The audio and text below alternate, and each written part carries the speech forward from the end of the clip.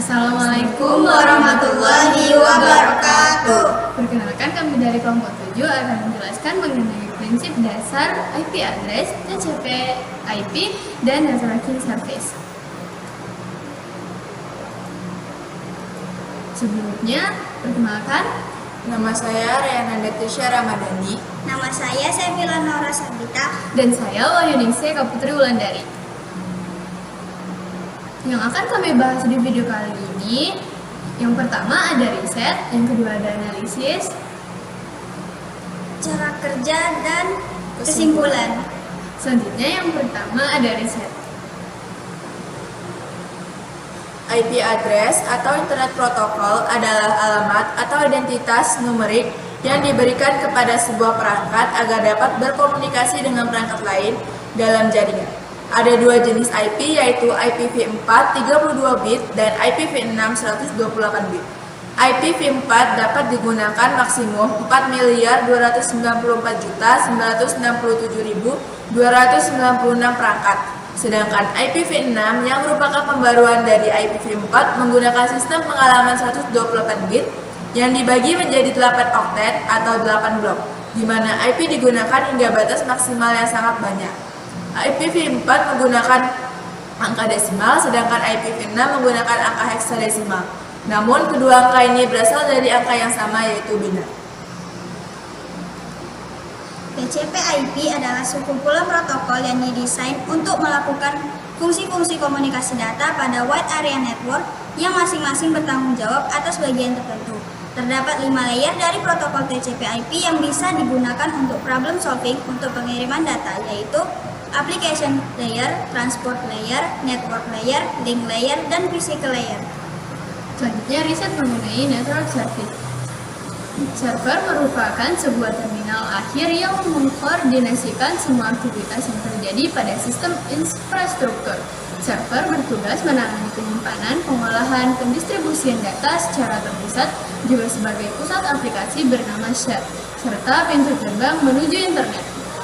Jaringan atau network adalah kumpulan dua data atau lebih sistem komputer yang terhubung, yang mana terdiri atas komputer dan perangkat jaringan lainnya seperti kabel, switch, hub, router yang bekerja bersama-sama untuk mencapai tujuan bersama. Server memiliki beberapa jenis. Yang pertama ada web server atau HTTP server. Yang kedua ada database server. Yang ketiga ada application server. Yang keempat ada storage server. Yang kelima ada file server atau FTP server. Dan yang keenam ada communication server. Selanjutnya, analisis. IPv4 lebih banyak digunakan dikarenakan mudah dihafal dan praktis. Namun, IPv4 memiliki ruang penyimpanan yang sedikit, sedangkan IPv6 memiliki banyak kode yang susah untuk dihafalkan. Berdasarkan kegunaannya, IP address dibagi menjadi 4. Yang pertama, IP publik adalah IP yang terhubung langsung ke internet dan biasanya digunakan oleh ISP atau penyedia jasa website seperti hosting, di mana mereka membutuhkan koneksi atau penghubung langsung ke jaringan internet. Lalu yang kedua ada IP private, adalah pecahan kecil dari IP publik yang digunakan oleh ISP untuk dapat memberikan koneksi atau sambungan internet ke pelanggan. Yang ketiga ada IP loopback, adalah IP yang digunakan sendiri oleh komputer itu sendiri atau perangkat itu sendiri. Biasanya IP ini notasinya 127.0.1 atau lebih sering kita dengar dengan istilah localhost. Lalu yang terakhir ada automatic private IP address, adalah IP yang terbentuk sendiri atau terbentuk otomatis saat komputer tidak mendapatkan IP otomatis dari DHCP server. DHCP server ini didapatkan dari modern router ataupun server khusus yang menangani DHCP dengan sistem pengalaman seperti komputer atau perangkat kita seakan-akan memiliki alamat virtual di dalam jaringan ini, menjadikan perangkat dapat tersambung ke internet dan dapat berkomunikasi dengan perangkat lain di seluruh dunia. TCP/IP membantu komunikasi data menjadi lebih fleksibel, dapat diterapkan di setiap jenis komputer dan interface jaringan. Jika tidak bisa menggunakan TCP/IP dengan baik, maka bisa menyebabkan data atau perangkat tersebut rusak atau hilang dan tidak tersampaikan. TCP/IP ini memiliki layer protokol dan memiliki fungsi di setiap layernya. Berikut adalah penjelasannya. Physical layer adalah layer fisiknya atau hardware. Contohnya seperti LAN, card, router, switch, dan lain-lain. Layer ini berfungsi membuat sebuah jaringan. Link layer fungsinya untuk menyambungkan dua komputer atau dua device di jaringan yang sama. Network layer untuk menghubungkan satu jaringan lokal dengan jaringan lokal fisik lainnya. Transport layer bertanggung jawab terhadap data yang dikirimkan. Terdapat dua metode koneksi yang bisa digunakan, yaitu koneksi TCP atau Transmission Control Protocol dan UDP atau User Datagram Protocol. Application layer bertanggung jawab menerima data sesuai dengan tipe data yang dikirimkan. Selanjutnya analisis mengenai networking server. Networking service berguna untuk menghubungkan satu sistem ke sistem lainnya melalui server. Networking service juga memiliki manfaat lainnya, yaitu dapat berbagi pendapat dengan orang lain dengan mudah. Server memiliki beberapa contoh dan fungsi terspesialisasinya, yaitu yang pertama ada web server atau HTTP server. Berfungsi sebagai wadah atau dedikasikan pada sebuah konten tertentu. Yang kedua ada database server yang berfungsi untuk mengolah, menyimpan, dan mendistribusikan berbagai data kompleks yang dihasilkan oleh beberapa sumber. Yang ketiga ada application server, berfungsi untuk menjalankan berbagai aplikasi terpusat yang digunakan secara bersama-sama. Yang keempat ada storage server, berfungsi untuk menyimpan berbagai data dalam jumlah besar. Yang kelima ada file server, berfungsi untuk menyediakan berbagai file-file yang diperlukan oleh klien. Yang keenam ada communication server yang berfungsi sebagai koordinator sistem jaringan telekomunikasi yang menangani berbagai aplikasi seperti suara, data, gambar yang diakses melalui headset tertentu seperti HP dan PDA. Penggunaan networking service yang dapat menghubungkan dua perangkat dalam satu jaringan dapat memudahkan komunikasi kita dengan rekan kerja. Akses dalam sistem networking juga akan lebih cepat karena data ditangani oleh bagian kiri dan kanan server.